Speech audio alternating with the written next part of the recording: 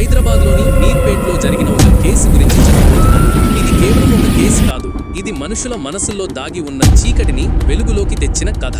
జనవరి 16వ తేదీ 2025 ఒక సాధారణ రోజులాగా మొదలైంది గాని ఆ రోజు చివరికి ఒక కుటుంబం పూర్తిగా నాశనమైపోయింది. గురుమూర్తి అనే మాజీ ఆర్మీ జవాన్ ఉండేవాడు న్యూ వెంకటేశ్వర కాలనీలో, జిల్లలగూడలో. అతని భార్య వెంకటమాధవి, 2 చిన్న పిల్లలు. బయటకు చూస్తే సాధారణ కుటుంబంలాగా అనిపించేది, కానీ ఆ ఇంట్లో ఏం జరుగుతుందో ఎవరికీ తెలియదు. గురుమూర్తి మనసులో ఏం మండుతుందో అతనికే తెలుసు. జనవరి 16వ రోజు ఉదయం 8 గంటలకు గురుమూర్తి లేచాడు. అతని మనసులో ఒక భయంకరమైన ప్లాన్ ఉంది. అతను తన పిల్లలను తన అక్క సుజాత ఇంటికి పంపేశాడు, బాదంగపేట్లో. ఇదంతా ప్లాన్ చేసినట్టే. పిల్లలు లేకుండా ఇంట్లో తను మరియు మాధవి మాత్రమే ఉండేలా చేశాడు. ఆ రోజు ఉదయం గురుమూర్తి ఉద్దేశపూర్వకంగా మాధవితో గొడవ మొదలుపెట్టాడు. సాధారణ గొడవ కాదు, అతను ఆమె తలను గోడకు కొట్టాడు. మాధవి కింద పడిపోయింది. అప్పుడు అతను ఆమెను గొంతు నొక్కి చంపేశాడు. ఇదంతా కేవలం 10 నిమిషంలో జరిగింది. కానీ అసలు భయంకరమైన విషయం ఇక్కడ మొదలవుతుంది. గురుమూర్తి మాధవిని చంపిన తర్వాత ఆమె శరీరాన్ని ముక్కలు ముక్కలుగా చేశాడు. ఆ ముక్కలను ప్రెషర్ కుక్కర్లో ఉడికించాడు. ఇంట్లోని కిటికీలు తెరిచివేశాడు, వాసన రాకుండా. ఆ తర్వాత రోలర్ మరియు రాయితో ఆ మాంసాన్ని, ఎముకలను పొడిగా చేశాడు. పోలీసుల ప్రకారం అతను ఈ పూర్తి ప్రక్రియను ఉదయం 10:30 గంటల నుంచి సాయంత్రం 6:30 గంటల వరకు చేశాడు. 8 గంటలు అతను తన భార్య శరీరాన్ని నాశనం చేస్తూ ఉన్నాడు. వేడి చేసిన నీళ్లను, మిగిలిన వ్యర్థాలను డ్రైనేజీలో పోశాడు. చిన్న ఎముక ముక్కలను, బూడిదను పెయింట్ బకెట్లో వేసి జిల్లెలగూడ చెరువులో పోశాడు. ఆ తర్వాత అతను ఇంట్లో అంతా శుభ్రం చేశాడు. తన పిల్లులను తిరిగి ఇంటికి తెచ్చుకున్నాడు. పిల్లులు ఇంట్లో వింత వాసన వస్తుందని చెప్పారు, కానీ అతను వేరే కారణం చెప్పాడు. మాధవి తల్లి ఉప్పాల సుబ్బమ్మ జనవరి 18వ తేదీన మీర్పేట పోలీస్ స్టేషన్లో ఫిర్యాదు చేసింది, తన కూతురు కనిపించడం లేదని.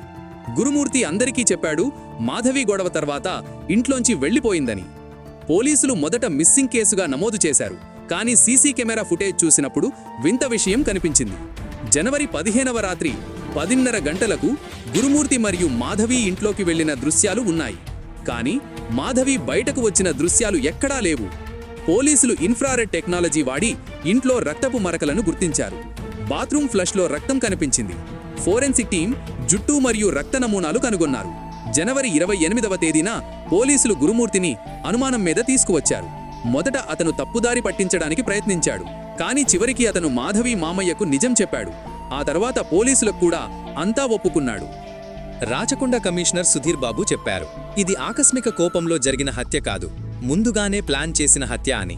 అతను తన పిల్లలను ఉద్దేశపూర్వకంగా అక్క ఇంట్లో వదిలేశాడు, కారణం లేకుండా గొడవ మొదలుపెట్టాడు. పోలీసులు 16 వస్తువులను స్వాధీనం చేసుకున్నారు. మాధవి బట్టలు, కిచెన్ మరియు వాష్రూమ్ నుంచి ఆధారాలు, జల్లలగూడ చెరువు నుంచి ఎముక ముక్కలు మరియు మిగిలిన అవశేషాలు. ఈ కేసు మిస్సింగ్ కేసు నుంచి మర్డర్ కేసుగా మార్చబడింది. భారతీయ న్యాయ సంహిత సెక్షన్ 103(1), 238 మరియు 85 కింద కేసు నమోదైంది. ఈ కథలో అత్యంత భయంకరమైన విషయం ఏమిటంటే గురుమూర్తి ఎలాంటి పశ్చాత్తాపం చూపలేదు.